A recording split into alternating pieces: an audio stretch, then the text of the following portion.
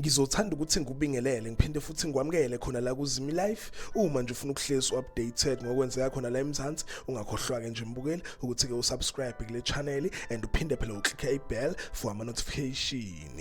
Namhlanje ngikuphathele kudaba oluthinta umsizi Njapa odlala ke indawo kaKhulekani lapha kumkhokha. Umsizi Njapa uveza ukuthi wafakwa umculo ekulingiseni indawo kaKhulekani. Ubeke selandisa bamaphephandaba waveza ukuthi ke ukulingisa kwakungeyona into eyayisemqondweni wakhe. Uthi ke waphuma esikoleni waya ke enyuvesi wayokwenza izifundo ezazingahlangene nokulingisa futhi ke zazingahlangene nokucula. Uthi ke wayebuye ecule lapha enyuvesi ngoba ukucula kwakuyikhono lakhe. Uthi ke wayehamba ama musical theatre ephinde ke futhi ekhipheke nezingoma. Ubeke seveza ukuthi nokulingisa waqala lapho. Uthi ke benokumfaka emidlalweni eminingi ehlukahlukene yase stage. Uthi ke waze wadlala neLion King lapha estage. Uthi ke babenokuhamba indawo eziningi ezahlukahlukene. Uthi ke nomsunguli womkhokha uDuma Ndlovu wambona lapho. Uveza ukuthi ke wabe semtshela ukuthi ke kunendawo kaKhulekani